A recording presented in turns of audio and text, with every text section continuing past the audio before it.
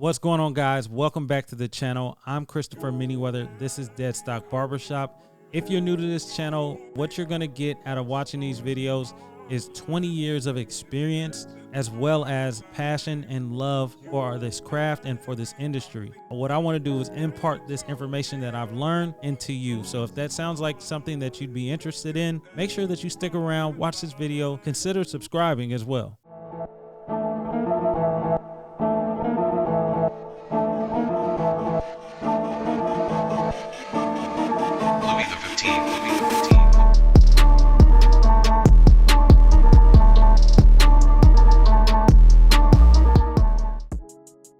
So in this video, what we're going over is a very simple, very basic haircut for African-American men. This is a #1 closed with the grain haircut.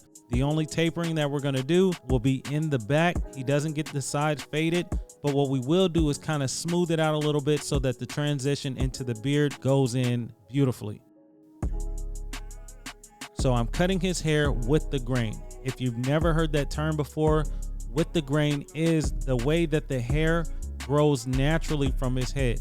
So as you see the direction that I'm cutting his hair right now, that's the direction that his hair grows from his scalp. And if you look closely, you could actually see that whenever you have a client in your chair.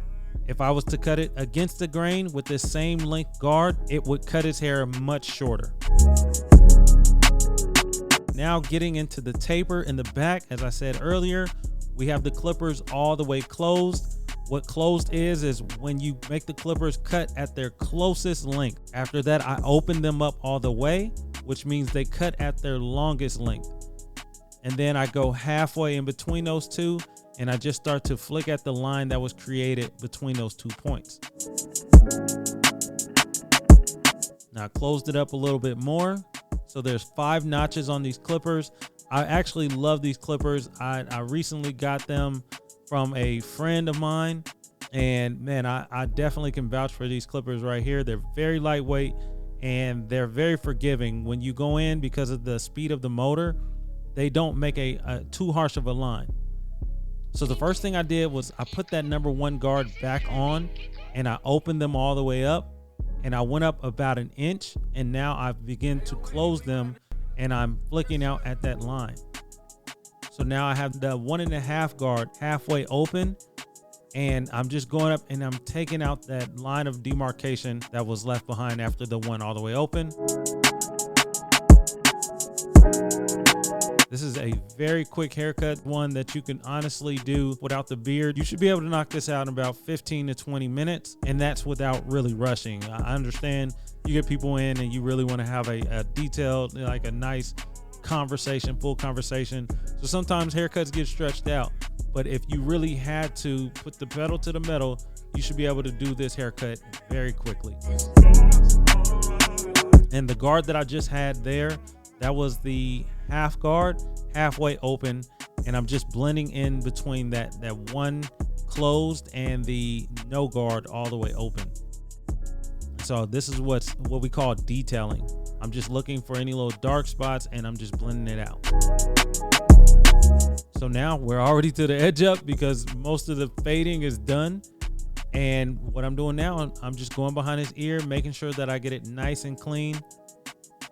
And like I said, it's a very quick haircut. If I was in a barbershop setting, this is something I could slide in between a customer or between appointments. If I had like a 20-minute gap or 30-minute gap, I can get his haircut and his beard done and send him on his way. He doesn't have to wait in the shop all day. You can really be more efficient when you have customers like this that aren't requiring super detailed fading or enhancements or anything like that. And I guess on that topic, one thing that I do try to preach when it comes to haircutting is that, guys, we are in a service-based industry.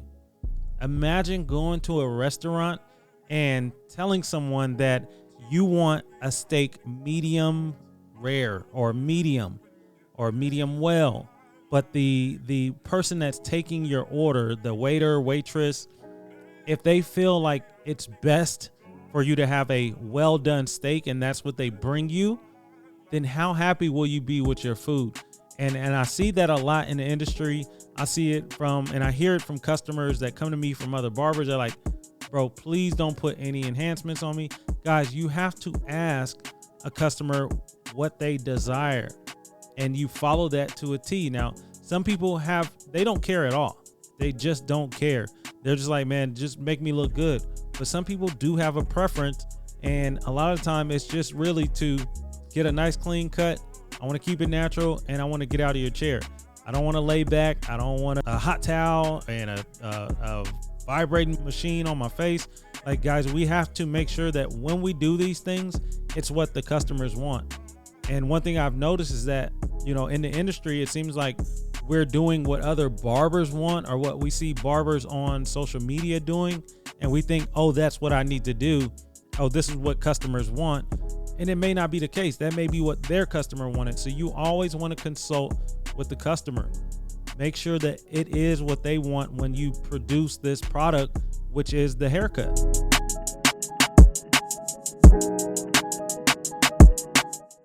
This is the area that I used to neglect a lot when I was first learning. I didn't really see the reason to detail behind the ear, but now I do. It just makes for a much, much better, much cleaner looking haircut.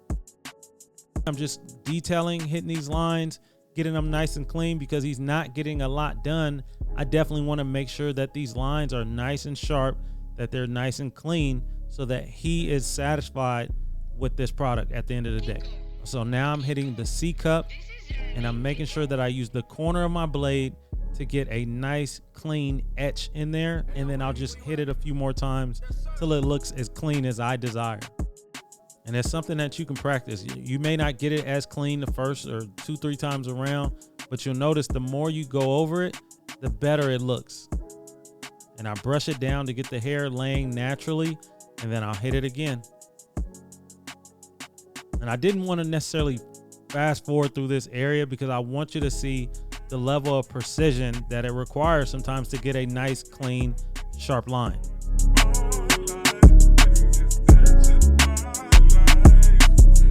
My trimmers are not zero gap. They're about as close as you can get them to being zero gap without being zero gap. And if you're wondering what that is, that's where we take the screws loose on the trimmer blades, and we push the moving blade and the steel blade as close together as possible without overlapping them. So that's why it's called a zero gap or a zero overlap on there.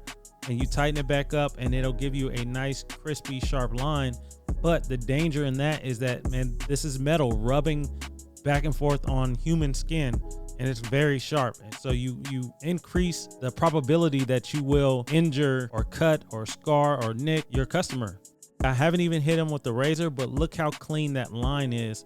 And that's without zero gap trimmers. I'm just taking my time, making sure that I get a nice clean line under his mustache without raising it too much to where it doesn't look natural. As we move on to the edge up, we try to start in the middle most times. I've seen that this side was just a little bit lower than the right side. So I just started by bringing it up just a little bit so I can match it. And then I'll work my way over.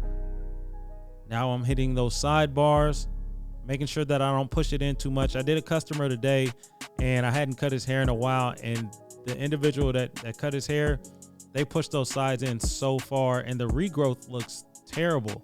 You know, it's not bad when you first get it done, but as that hair grows back, man, it looks rough. Well, you got half an inch of hair growing back on the side.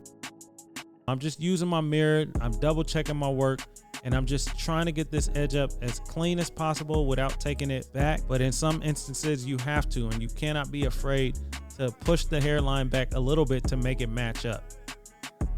That's what we call a professional pushback. He's got a nice clean line, so we jump down to the beard. And what I didn't show was I actually picked the beard out with an afro pick, and now I'm just going over it, detailing it, just getting the wild hairs, the loose hairs. He didn't want too much of it off.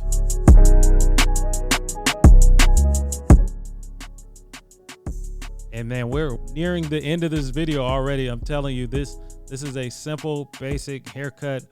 I scheduled this type of service for 45 minutes. I usually bang him out in 30 minutes, pause. And yeah, so what I'm doing now is I'm cleaning up under his beard, hitting that line, make them look up, and then I detail it out. So we're gonna follow this up with the razor, and honestly guys, this haircut will be done. The customer will be happy, and you can send them on their way so they can get back to work or whatever it is that they have to do, and you can get on to your next customer or slide in another customer and make some more money. But yeah, this is it, man. This is the look. I hope you guys enjoyed this, man. It's very simple. That's how I want my haircut tutorials to be, a simplified version of what it is that you have to do. I feel like anyone can learn this if you have a good instructor. Thank you guys so much for watching this video, for sticking around to the end. I appreciate it. Once again, I am Christopher Manyweather. This is Deadstock Barbershop, and I'll see you guys in the next one. Peace.